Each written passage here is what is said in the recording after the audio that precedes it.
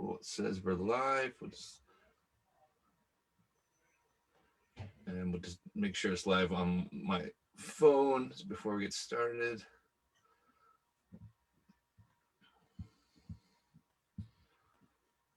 There we go. We're live. Cool. All right. We are live. Welcome to the first interview tonight for the Negro League Baseball Museum Art Fundraiser. It wasn't even a fundraiser, but it's a card art competition for the Josh Gibson MVP 20 MVP. I'm getting all, I've already screwed up badly. This is not a good start for the night. So it's the Josh Gibson 20 MVP card art competition. And I'm excited tonight because we have Matt Student, AKA Bully Card Art. Matt, how you doing today? I'm doing great. How are you? I'm good. So tell us a little about yourself. Tell us what you do and how you got your start in your card art. Yeah. So, outside of the card art world, I'm a nonprofit leader in the Philadelphia area. Family born and raised here, big Philly fans in all sports. And I've been a collector, early on in my life. Like a lot of guys, I stopped when I was 10, 12 years old. And last year with the pandemic and everything, it kind of kicked me back into going through my old cards and, finding some really cool cards, like 2 Jordan rookie cards. Wow. Yeah, that was a nice little find. My dad and I collected baseball cards. We would, go to the card store all the time. We had season tickets to the Phillies. So we were really a sports family. So it's been really cool to start that back up with my son, and even with my dad, going through old cards and stuff. Last year when kind of the world stopped, looking for things to do and keep me busy, and seeing Project 2020 and just some of the card artists that were out there, cutting and slicing, was looking for something to do and get involved in and started pulling all the old junk wax out and slicing and dicing. And that's how I got started. So your parents kept all your junk era wax, they didn't throw it out. They didn't realize the value. You probably would have got it. Now you had 2 Jordans in there. So did you have a large pile that they kind of said, hey, you've moved a few times, you've gone on, should we keep these? Yeah, so there's probably, hundreds of thousands of baseball cards in my parents' attic.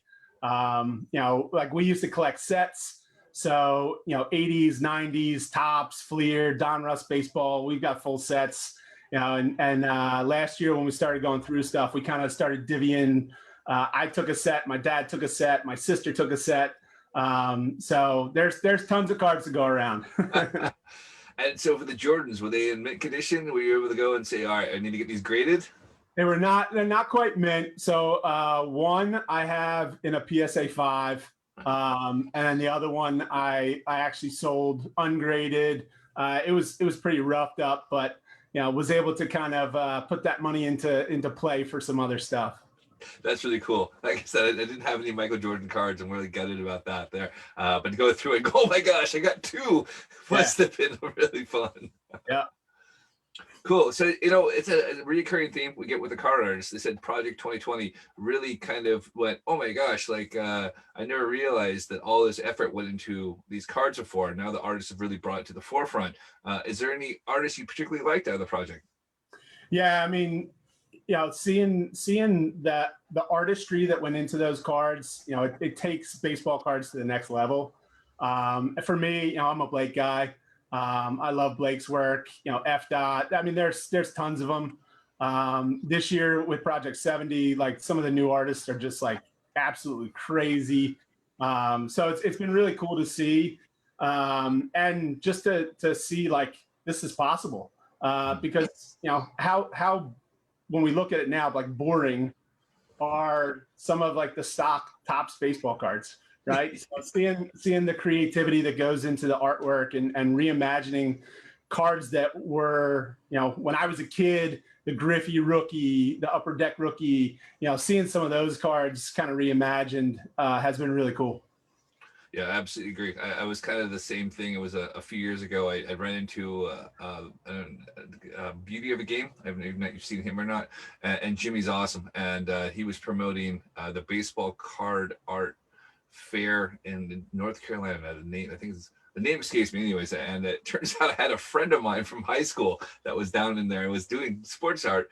And it was kind of that, oh my gosh, all these years I looked at these cards and it was all about who was on the card and not what was the card. And I guess now you're older, you can literally look back and appreciate, wow, somebody actually spent some time in doing this. And I find with the newer cards, they're just doing the retro cards, the whole heritage stage. I was like, you guys are really being that creative with it. Yeah. It's what's old is new again, right? And I think there's some nostalgia to that for sure, and I'm sure that that's what they're playing on. But it's cool to see, for me, new styles and new ways of thinking of, even just the imagery on cards. You look at 7 different lines of a Panini card and it's the same photo, reused over and over again. So it's been really cool to see the artists spin on taking a baseball card and making it artwork. Yeah. So coming back into baseball cards, did you find the hobby had changed now? I know I had the same thing where all of a sudden it was like, all right, I need to collect a set. Collecting the set's impossible now because all the variations that go with it. Yeah, for sure. I mean, there was maybe a month where like you could actually get stuff here in Philadelphia before, the shelves are just bare all the time. So, at first we were getting kind of like the Mosaic, Dunruss, some of that stuff, some Optic here and there. But then, once the summer hit last year, the shelves were bare. You couldn't get anything anymore. And that's what really kind of shifted me into going to some digital artwork and kind of creating my own stuff just because I couldn't find stuff to cut up anymore. All right, great. Well, so let's walk you through your art. So you started originally, and did you have anything in mind when you first started? Did you kind of have a style you wanted to do? Did you have a layout you were thinking of before? It was like, all right, I'm just cutting up cards and we'll see how it looks. Yeah, so the first set of cards that I started cutting was back in October and was football cards. So, it was Mosaic football, it was Donruss football, and just really trying to cut them up and figure out how to like reimagine them.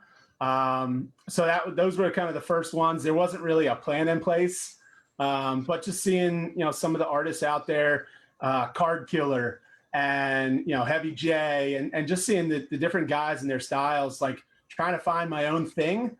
And it's kind of evolved over, the last 6 months or so, into where we are now.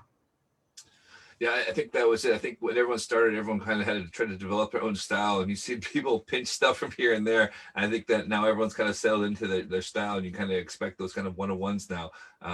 But yeah, you've done quite a few different series. You want to walk us through a couple of your series you have?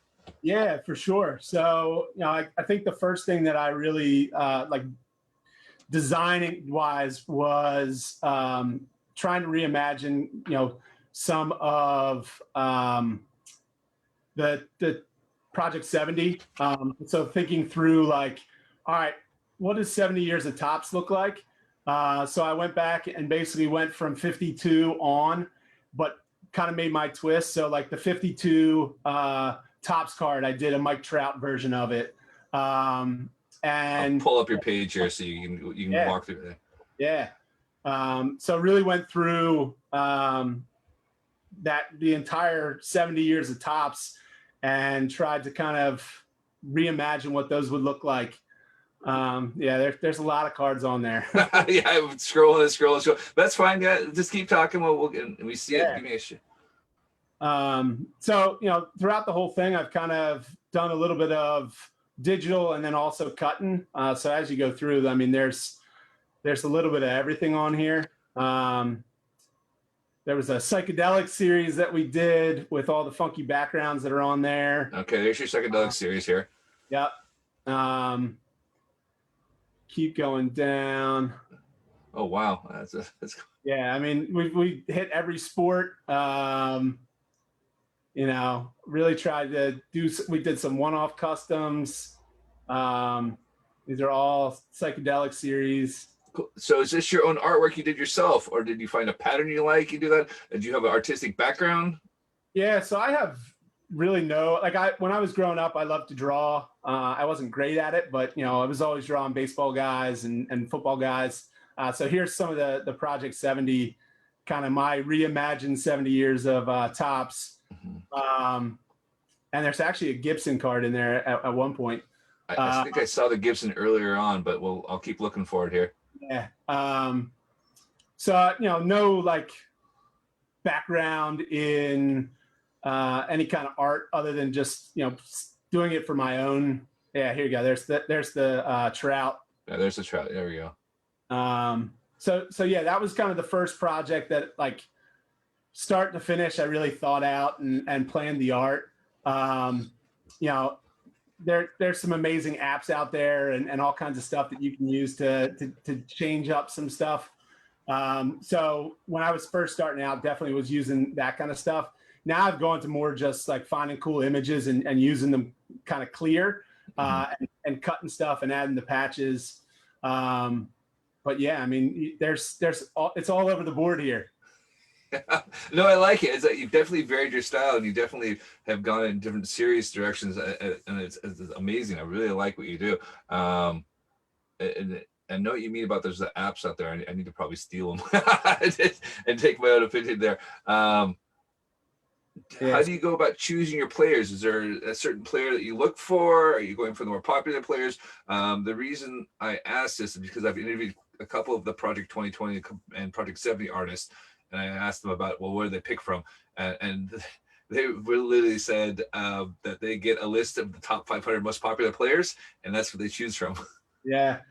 So some of it's nostalgia. With the younger guys, it's trying to hit on guys that, I think are either the superstars right now, or, like Joe Adele and Alec Boehm, Dominguez, some of those guys who might be those next superstars. So it's really just kind of finding, those top guys and who I think will be cool. And then as we got into, there's the Gibson. So as we got into the newer years, I wanted to do older players. So kind of flip it on its head. The older years were the new guys, and the new years were the older guys. And went through kind of the Hall of Fame list. Wanted to include some of the Negro League players in this. Campanella's in here. Obviously Jackie Robinson's in there. So really just kind of finding guys who I think would be cool cards, finding cool images. There's the Jackie. And really just kind of going with it that way. So, it's funny you say that, because my friend that I mentioned that was an artist, and he was doing his thing. He said, you know what? Google image search is my best friend. And I was like, you're a professional artist. He's like, yeah, that's what we do. Yeah. And, for a lot of what I try and do is find like the picture that isn't necessarily the picture you see all the time. Especially with some of the newer stuff, trying to find pictures that are little, outside the box. We did a basketball series on, before greatness. So it's all like college, high school uniforms. I saw the Kobe and I thought that Philly connection immediately. Yep. Yeah. The Lou Alcindor was the first card. There's a Bill Russell in this series. Like, there was a ton of them that we did. It was a blast. Cool. So, how is Philly looking in the playoffs, basketball-wise? We'll see tonight. Game 3. Game 3. Like I said, I used to be a huge basketball fan, and my team moved, and I haven't followed basketball for like 12 years because of it. I've only started following it again there, but it comes on at midnight for us, so I'll stick with my baseball. So I get the next day and kind of go, oh, all right, that's what's going on there. So is it looking likely? You guys got a good team. Yeah, the number 1 seed. Joel Embiid probably should have won the MVP. The guys got to come out together and put a full game together. It's been a little spotty here and there over the first 2 games. Well, that's all right. Like I said, it's always fun. The game's changed so much over the years. It's not now a shooter's game, where I do miss the 80s and 90s of rough and tumble, and you get a clothesline for coming into the paint, and it's not the case anymore. Yeah, so you like Philly because you got Joel Embiid, who's the big man. They play really good defense. So, it's kind of harking back to the old days of basketball a little bit. I'll have to catch a game here. I've got a bunch of Greek friends that are huge basketball fans, and they keep talking about getting together to watch the playoffs. So we'll see if it happens or not. Cool. Let's see. So if you go up a little bit more, you'll see the City Series that I did. Cool. I was looking at my notes here to see. Yeah. So that we did a 20 card series. And so the Griffey was kind of the teaser for it. Yeah, I like the Griffey. But, really wanted to highlight, so it's got the Space Needle behind there. So each of the cards has kind of that background that, of the city. So like a McGuire one that has the town behind it, Trout, the Jackie Robinson 42 card. So we paired kind of a new player with somebody from my childhood. Right. So somebody I grew up watching. So the first ones were Trout and McGuire. And, just really trying to find something that went with the city. And kind of highlighted the player. That's really cool. I like that there. And that's, the good combination of I'm assuming your digital artwork in the background and cutting out a card around it. Yep. Oh, I love it. That's great. That's fantastic. So where do you stand on these cards? Yeah. I got in a little hot water, I think, with this one. Because to me, this was a lazy card. And we actually started the Yogi Berra that's on there. We started the Yogi Challenge, and almost 30 artists did a Yogi card, kind of as an homage to Yogi. Is Yogi Needs Better. Yep. Project 70. So if you go to the next couple of posts, there's some really amazing artwork from a lot of the people that are in JG 20 MVP tournament. It's a mouthful. It took me a while to say it as well too. Yep. So it was really cool to see, kind of the card art world come together and try and do right by Yogi, in my opinion. Yeah. And if Lindsay Berra is watching the show, like I said, you're okay now. I know she's one of the judges, which is amazing. Yeah. And we actually got some really good responses from her when we posted these on Twitter. She was following them and liking them and stayed really engaged with them. It was cool. That's right. There's another Donna, the lens of Donna. She actually volunteers at the Yogi Berra Museum. Okay. So yes, so you made some Yankees happy with this, I'm sure of that. So she was quite outraged. We had a conversation about what was going on with that there. Yeah. Wow. Yeah. Much better than what we got for the card. There's some really cool. You missed Teller's cards there. Let's see. Right there. Yeah, the top left one. Yeah. Josie's great. I've been dying to get her on the show. She doesn't refuse to come on. She say her English isn't that great, which is nonsense. And I really wish Josie would come on the show. So if you're watching, Josie, we want you on. There's no excuses. Yeah, that card blew up. That was crazy. And then Willie Mays came out, and she's super, super talented. Her Gibson card was amazing. Yeah. Oh yeah. Gosh, it's been fun to see everyone's artwork. Yeah, I said trying to produce my own is gonna be very daunting compared to what you guys are doing, and I'm gonna have to really put some thought into this to see what I can do to do it. But Heavy J was so worried that he was gonna come in last. I said I would volunteer to do a card art, so he would come in until he's second to last. he with his campaigning, we'll call it campaigning, on social media. I don't think he's going to come in last at all. Yeah. I think he knows a few people to help him get his tweets and likes and that to help him out there. So he was starting to do a rap last time I remember. So hopefully we don't have to hear Heavy J rap, but it's all good. All right, so let's talk about your Josh Gibson card. So we've got a bit of a teaser here. Yeah. So a little bit there. So with my Gibson card, I wanted to do something different. After the interview, feel free to go on to any of my pages. There's a little bit of more hints to what the Gibson card might look like from the last maybe dozen cards that I put out. But it's going to be a patch card. So trying to do something that I'd never done before. And the Gibson card was kind of my first attempt at it. And I think it came out really, really cool. I was super excited about it. And it's kind of pushed me to change my style again a little bit. And, have been making patch cards since then. But I'm really excited for this card. I think it's, a different style than a lot of the other artists have done. I think we're up to 36 cards right now, and all 36 of them are amazing, unique.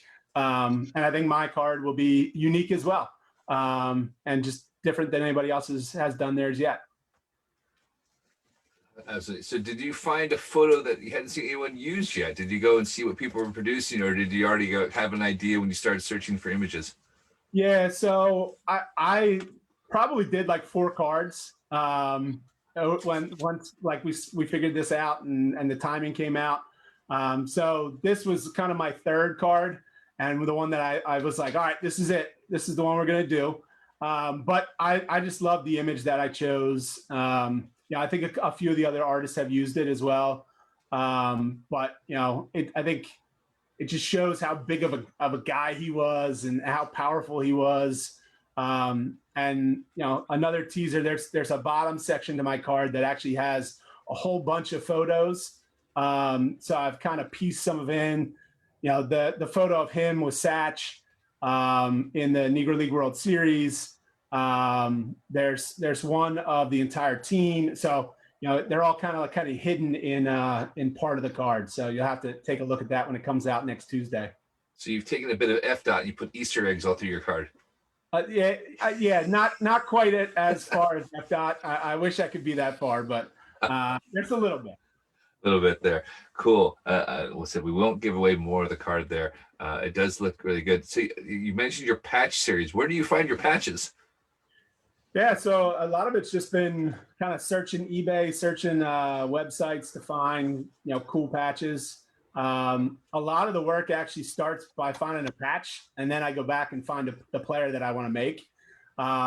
So it's lots and lots of scrolling through listings on eBay and websites just to find cool patches, and then I'll go back and figure out what player I want to put with that.